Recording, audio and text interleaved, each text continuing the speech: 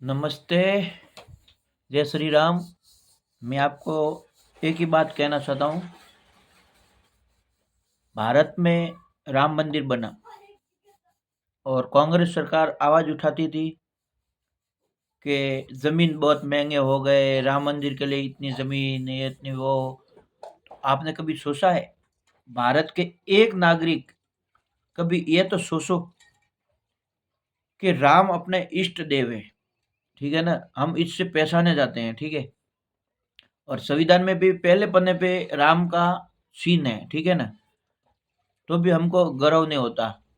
और कांग्रेस पार्टी कहती कि नहीं नहीं, राम कोई काल्पनिक है, ठीक है ना? तो काल्पनिक है। और मेरे को ये कहना चाहता हूँ, जो भी संविधान मानने वाले हैं, जो बहुत हाव हल्ला मचाते हैं, और राम प्राण प्रतिष्ठा हुआ, जो कोई है एक तबका, वो भगवा से नफरत करता है। जो मुसलमान तो शायद करता नहीं करता, वो तो इसकी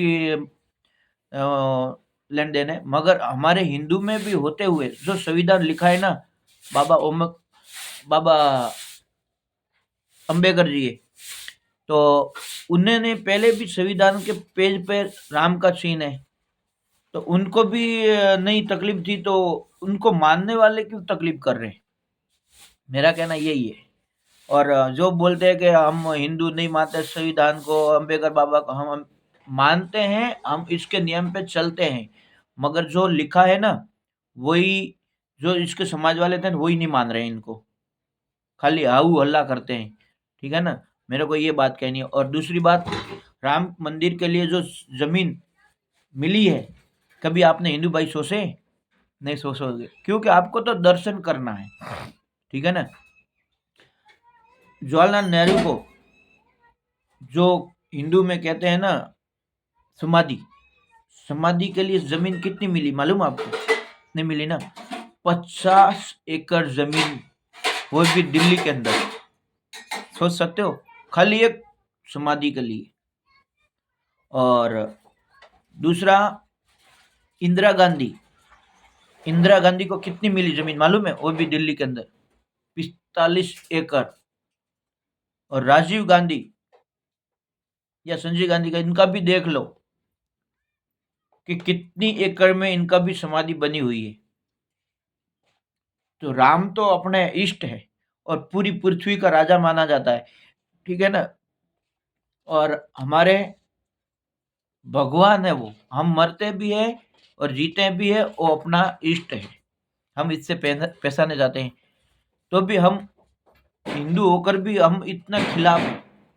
तो एक बार मेरे भाई सोचो कि आप कौन से दिशा में जाना चाहते हो और कौन सी दिशा में नहीं जाना चाहते।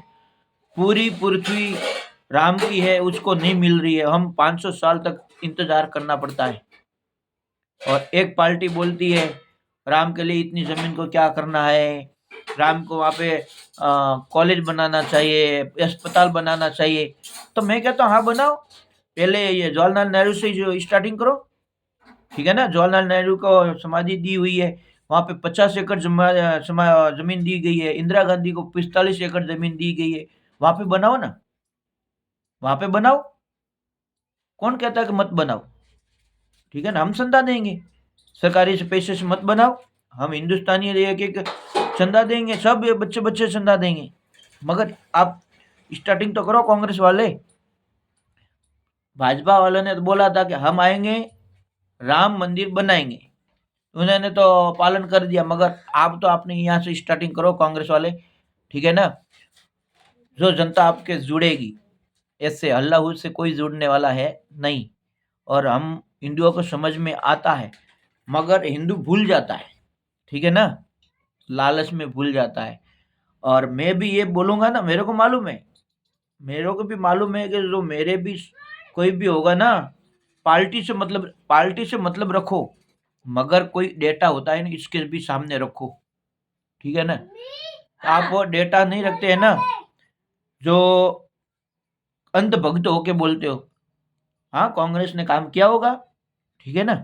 काम किया, मगर जनता को अंधी होकर, अंधेरे में रखकर क्या बोलते हैं, बीपीएल कार्ड मत बनाओ, बीपीएल कार्ड बनेगा, टीवी नहीं होनी चाहिए, लाइट नहीं होनी चाहिए, गाड़ी नहीं होनी चाहिए, तो इसको बीपीएल कार्ड मिलेगा, क्योंकि वो अंधेरे में रखना चाहते थे। मोदी सरकार क्या कहती है, सब कुछ रखो, भीख मत मांगो, ईमानदारी से मेहनत करो, ठीक है ना। अपने देश को सोने की सीढ़ियां थी, उसको सोने की सीढ़ियां बनाने की और चल रहे हैं।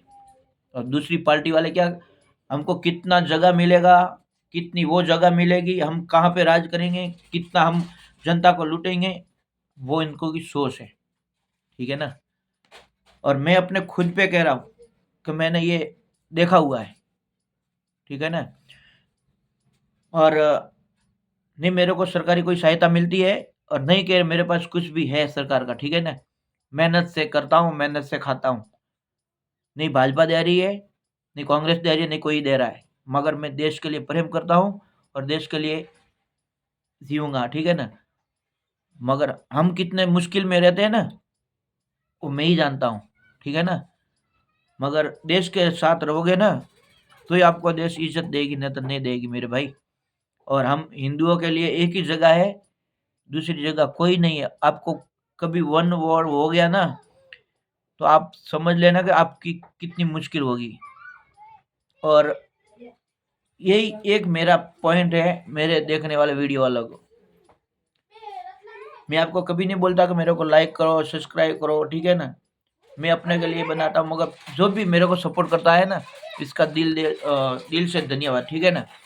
और मैं यह कहना चाहता हूँ आपको कि कभी कांग्रेस सरकार ने या भाजपा सरकार ने अभी एक ही बोलता है कि पासपोर्ट बनाओ, ठीक है ना, हर नागरिक के पास पासपोर्ट होना चाहिए, गरीबों को कभी बताया है? नहीं बताया, ठीक है ना। क्या बोलते हैं, आईडी कार्ड बनाओ वोट के लिए, समझ रहे हो ना, ये उनकी स्वार्थ है, ठीक है ना। मगर आपको भी जानना चाहिए कि पासपोर्ट का मतलब क्या होता है, समझ रहे हो। पासपोर्ट होगा, कभी वन वॉर हो गया, युद्ध हो गया, तो आप कहाँ जाओगे, आपके पास कोई पासपोर्ट नहीं होगा। तो मेरे भाई पहले पासपोर्ट पे ध्यान दो, ठीक है ना। जो पाकिस्तान इतना सा छोटा देश है ना, वो भी चाले बोलते पासपोर्ट पासपोर्ट, ठीक है ना, कहाँ कहाँ घूम रहे हैं।